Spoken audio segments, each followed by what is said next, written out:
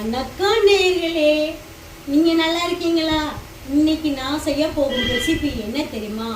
ராகி சேமியா வெஜிடபிள் இட்லி. வாங்க அது எப்படி செய்வோன்னு பார்ப்போம். இங்க பாருங்களேன், ஒரு கப்பு ராகி சேமியா எடுத்திருக்கேன்.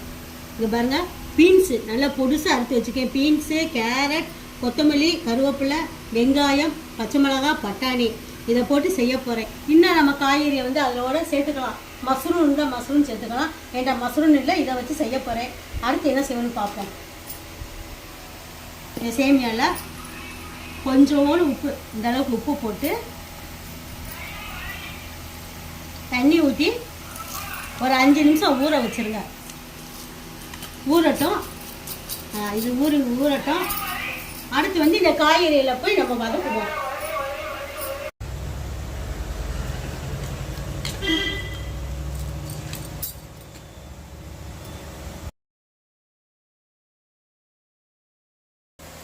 சீரகம் பொரிஞ்சிருச்சு. அடுத்து பீன்ஸு, நம்ம கட் பண்ணி வச்சுருக்க எல்லா காய்கறியும் போட்டு வதக்கிடுவோம்.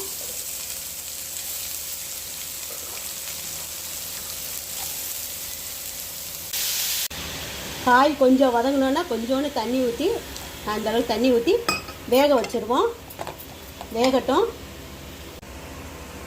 காயில் கொஞ்சம் உப்பு போட்டுக்கிடுவோம்.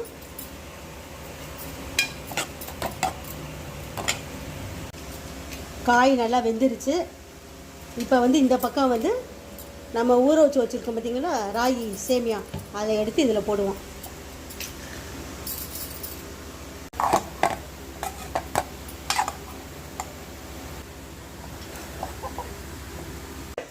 நேயர்களே, நம்மளுடைய ராகி வெஜிடபிள் இட்லி ரெடி ஆயிடுச்சு. இதுக்கு தேங்காய் சட்னி, தக்காளி சட்னி வச்சு நான் சாப்பிட போகிறேன். நேயர்களே, இந்த வீடியோவை நீங்களும் பாருங்கள், ரெசிபியை செஞ்சு பாருங்கள். செஞ்சு பார்த்துட்டு எனக்கு கமெண்டில் சொல்லுங்கள், லைக் பண்ணுங்கள், சப்ஸ்கிரைப் பண்ணுங்கள். நேயர்களே, வீடியோவை பார்க்காமே போயிடுங்க, வீடியோவை பாருங்கள். நன்றி, வணக்கம்.